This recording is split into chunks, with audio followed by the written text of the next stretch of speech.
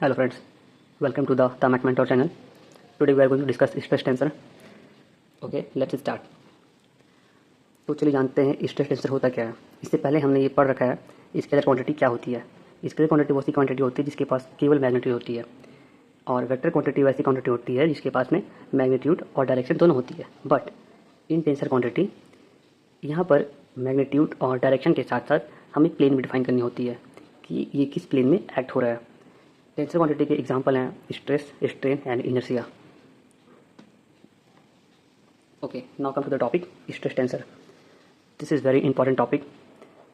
ये हमें Cauchy stress equation समझने में बहुत मदद करेगा, तो प्लीज़ इसे ध्यान से देखिए और समझिएगा।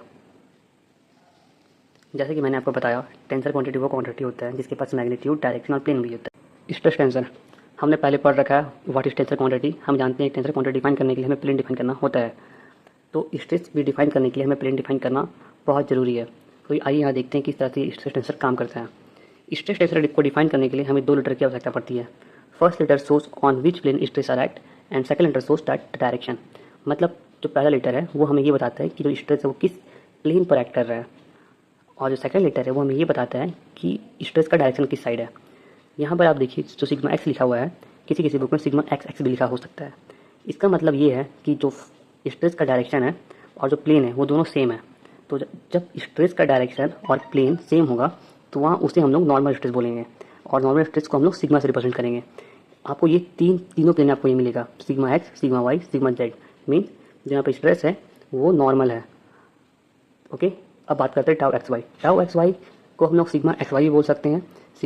अब ये टाउ एक्स वाई क्या है? Tau X Y shear component है। हर प्लेन में तीन स्ट्रेस एक्ट होगा, एक नॉर्मल स्ट्रेस और दो shear stress.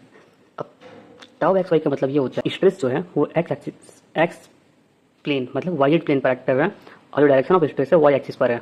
Similarly tau x Z मतलब जो स्ट्रेस है वो वाई जेड प्लेन पर है और डायरेक्शन ऑफ स्ट्रेस है वो जेड एक्सिस में है। इसी तरह से आप टाउ वाई एक्स और सिग्मा वाई और टाउ वाई जेड का आप देख लीजिएगा, और कुछ अगर समझ में ना आए तो प्लीज़ कमेंट में मुझे बताइएगा। तो आपको इस तरह से टोटल 9 स्ट्रेस कॉम्पोनेंट मिलेगा, जहाँ पर 6 शियर स्ट्रेस कॉम्पोनेंट होगा और 3 नॉर्मल स्ट्रेस कॉम्पोनेंट होगा। कुछ स्ट्रेस की प्रॉपर्टी है जहाँ पर टाउ एक्स वाई बराबर होता है टाउ वाई जेड का, टाउ एक्स जेड बराबर होता है टाउ जेड एक्स का, और टाउ वाई जेड बराबर होता है टाउ जेड वाई का। आपको अगर आता है तो प्लीज़ नीचे कमेंट करके मुझे बताएं, मैं उसे सॉल्व करने की कोशिश करूँगा। Thank you.